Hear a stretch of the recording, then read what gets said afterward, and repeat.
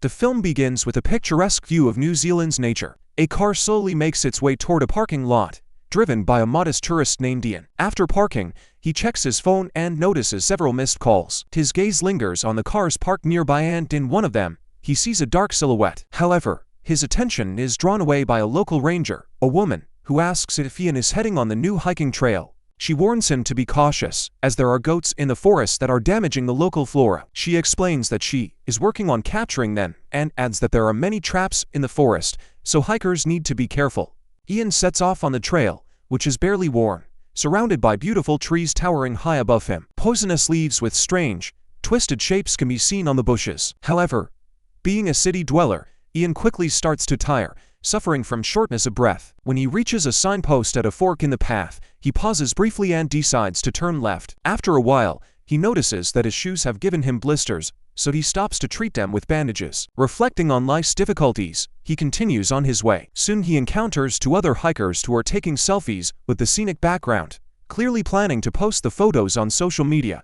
Not wanting to engage in unnecessary conversation, Ian decides to hide around the corner. However, the couple doesn't leave, continuing to scroll through their photos. Ian has no choice but to step off the trail, skirt around them on the slope, and rejoin the path further ahead. But just as he does, the hikers reappear and head straight toward him, forcing Ian to speed up to avoid meeting them. The photo-taking enthusiasts eventually catch up to the sluggish Ian, compelling him to hide in the bushes. The girl stops and looks in his direction, approaches not to expose him, but to admire the flowers. After they leave, Ian, pleased to be alone again, decides to have a snack under a tree. But another hiker finds him, a cheerful guy named Nicky. Despite Ian's attempts to avoid conversation and go his own way, the new acquaintance doesn't pick up on the hints and decides to tag along with him. The new companions continue along the forest paths, with Nicky's endless monologues breaking the silence. The guy just won't stop talking. As night falls, they reach a shelter designed for overnight stays. Nicky hopes to meet some hot girls there, while Ian only dreams of reaching a bench to take off his uncomfortable shoes, as the blisters on his feet have turned into actual wounds. Ian lets Nicky go in first, entering later hoping to rest. Inside the shelter, they find a married couple, Austin and Monica, the very tourists Ian had tried so hard to avoid on the trail. Fate brings them together once again. Ian and Nicky take the free bunks and prepare to have dinner before sleeping. Ian fries a patty on the stove when Nicky comes in, waiting for his turn to cook. Feeling awkward about making Nicky wait, Ian grabs the pan. However, following Nicky's advice, he continues frying it, as it still looks undercooked. While cooking, the patty suddenly catches fire, causing Ian to panic. As Nicky and Monica extinguish the flames, Ian seizes the moment to discreetly toss his backpack out of the bedroom window. Unnoticed, he leaves the cabin, retrieves his backpack and heads into the forest, hoping to escape the group. However, on the nighttime trail, he begins to feel like a dark figure is watching him. Terrified, Ian decides it's better to return to the cabin than face something potentially scarier. On his way back, he runs into Austin, who is smoking outside. Ian lies, explaining that he wasn't planning to leave, just taking a walk. The group discusses the local wildlife and the potential risks it may pose to hikers.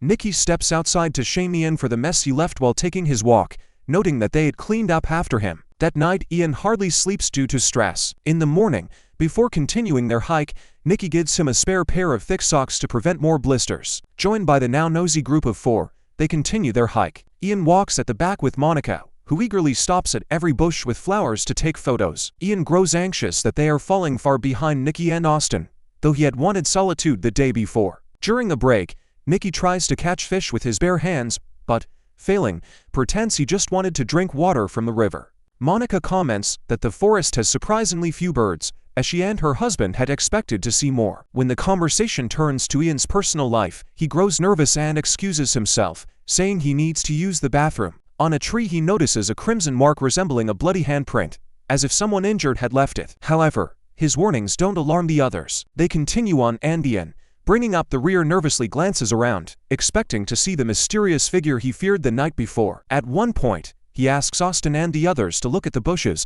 where he thought he saw something odd, but the rest of the group sees nothing unusual. Not wanting to create more tension, Ian agrees with them. As they move forward, the group finds another cabin, inside of which are two backpacks with bright girly patterns. Nicky tries to hide his unease, but Ian is more concerned about the whereabouts of the owners of those bags. The group's attention soon shifts to a guitar left behind. Austin starts playing and Monica and Nicky dance cheerfully. Ian, however, sits by the stove, distant and pensive, ignoring their attempts to get him to join in the fun. Tormented by insomnia and unresolved questions, Ian decides to uncover the truth and starts rummaging through the girls' backpacks. But he is interrupted by Nikki, who wakes up and offers Ian some sleeping pills to help calm his nerves.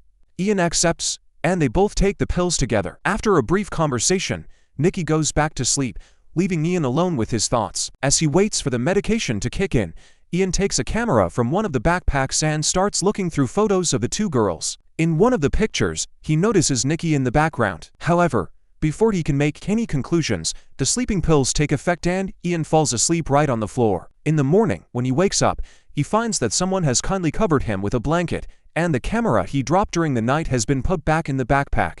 Trying to look at the photos again, Ian rummages through someone else's belongings in front of Monica, finds that the camera's battery is completely dead. When the men return to the cabin, Ian decides to voice his suspicions. He believes that Nikki knows the girls who were there before them because he appeared in one of their photos. Furthermore, Ian suggests that Nikki might be involved in their disappearance.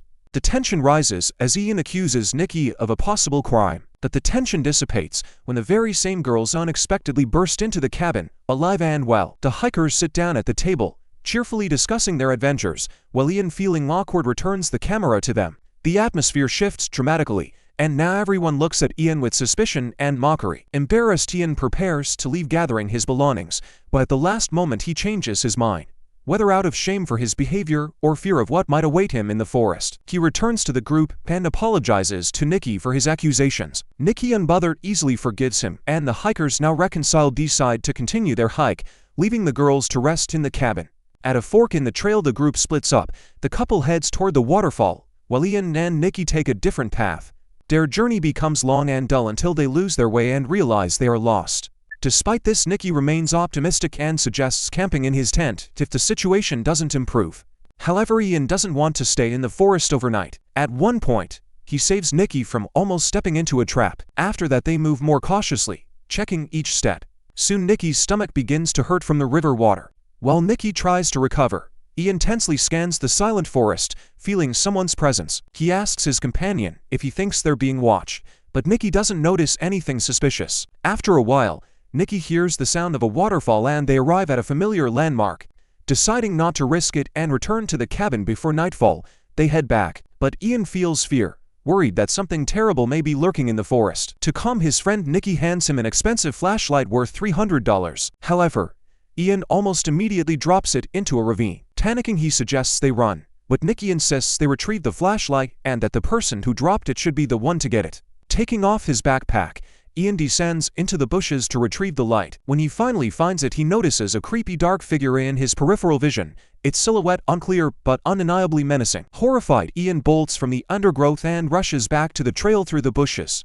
There he runs into Monica, and soon Austin emerges from the forest. Nikki follows shortly after, carrying the backpacks.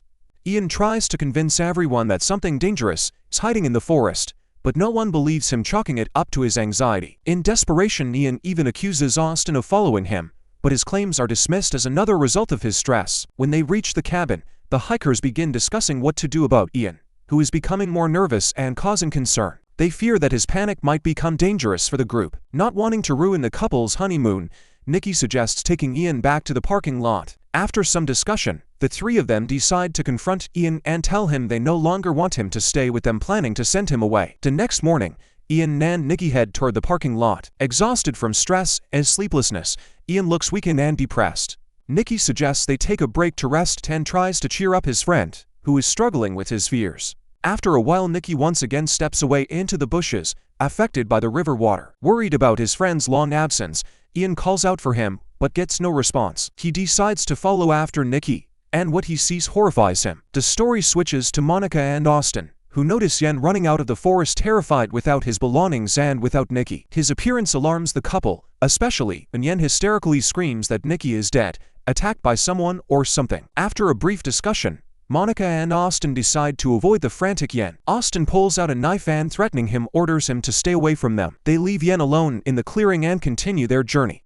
Upon reaching a safe clearing, the couple sets up a break to eat, but suddenly something attacks Monica and drags her into the thick bushes. In horror, Austin runs after her, trying to save his wife, but soon he comes across Ian standing by a tree. In a fit of rage, Austin attacks him, ignoring his warnings. However, Yen, trying to calm him down, points to where Monica's body torn in half lies. Overwhelmed with grief, Austin blames Yen for his wife's death, calls him a monster and punches him in the face. Yen, fleeing from the enraged husband, jumps over a trap, luring Austin into it. Despite this, Yen tries to help him get free, assuring him that he didn't kill Monica. In the process, he reveals the true killer, a terrifying black bird with a huge head and shark-clawed feet, which drags Monica's remains off to feast on them. Taking advantage of the predator being occupied with its prey, Yen helps the limping Austin escape from the dangerous area. By the time dusk falls, they find an old abandoned cabin and decide to hide there for the night, locking themselves inside. Yen arms himself with anything he can find, while Austin, nervous, insists that the predator will surely come back for them. During the long and tense watch,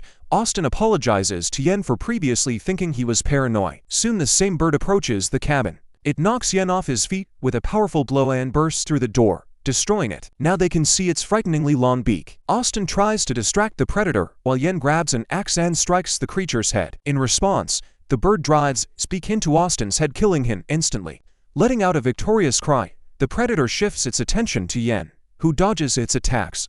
At one point, the beak gets stuck in the floor, giving Yen a brief respite, but soon the bird frees itself and attacks again, forcing him to grab its beak and hold it shut. Realizing he cannot match its strength, Yen resorts to an extreme measure. He presses on the creature's eyes and starts strangling it. After several agonizing minutes, the predator dies. In the morning, covered in blood, exhausted and worn out, Yen heads towards the parking lot, recalling his fallen friends. Stopping by a signpost, he suddenly notices drops of blood falling from above. Looking up, Yen sees a tourist's body hanging from a tree. Panicked, he runs, but another bird blocks his path to safety. Yen tries to sneak past it quietly to avoid attention, but he stumbles upon a clutch of black eggs. Skirting around it, he finds his way back to the trail and keeps walking.